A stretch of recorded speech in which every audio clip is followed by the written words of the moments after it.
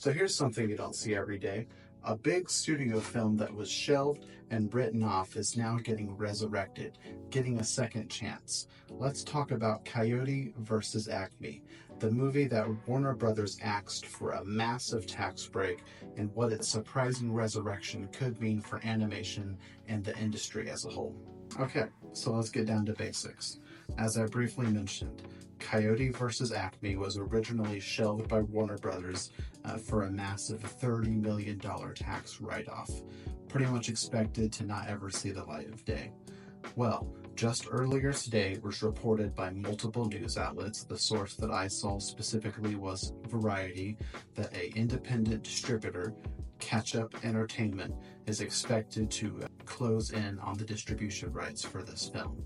Meaning it actually could not only get to see the light of day, but could actually get the theatrical release that this movie deserves. It is also important to note that as of the writing of the article I read from Variety, and the last time I checked Google, this deal has not been finalized, but Catch-Up Entertainment is expected to finalize this deal soon and secure the distribution rights for this movie. Now, famously, we know this isn't the only major movie that suffered a similar fate when David Zaslav took over, when Warner Brothers merged with Discovery. Obviously, Batgirl was another movie, and Scoob: Holiday Haunt as well, were both movies that were really completely finished and shelved for major tax breaks, very much like Coyote vs. ACME. Warner Brothers has also just been very tough on animation in general, especially its smaller TV and streaming series projects like Infinity Train, and another one that I really enjoyed, Final Space. These projects were not only canceled for tax write-offs, but they were also just completely removed from streaming and not even able to be purchased anywhere digitally.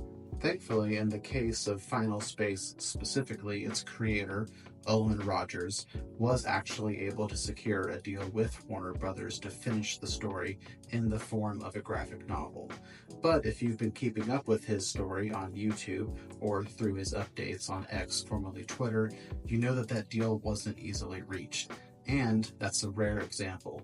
Specifically, like another one that I mentioned, Infinity Train, those fans have not gotten such a resolution.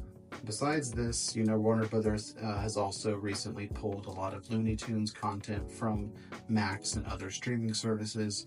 So just in general, Looney Tunes and animation has just not been treated very fairly in the last few years by Warner Brothers. You can see other examples, and again, like another series that I made a video about, Scavenger's Reign, very popular but was abruptly canceled and removed from HBO Max. Again, thankfully Netflix picked up the distribution rights, but it still has not been renewed and probably is never going to get any sort of continuation. It certainly feels like overall, when all this comes together, that Warner Brothers is setting a trend of treating animation as disposable rather than a serious art form.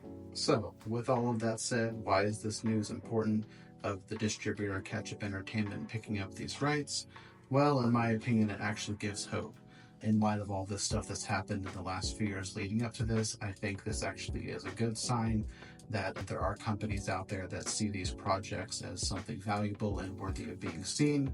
So I'm hoping that deals like this will continue to set a trend, that animation is an important form of art and shouldn't just be buried for tax write-offs.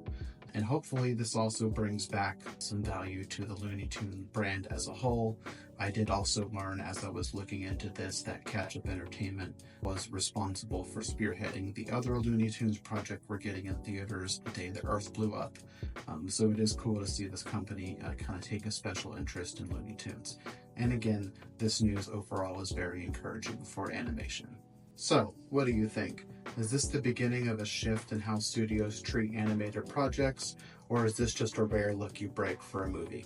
Let me know your thoughts in the comments below, and if you like this, go ahead and hit the like button, maybe share the video, and subscribe or follow along for more. Let's keep this conversation going. Thanks for watching, and I'll see you on the next one.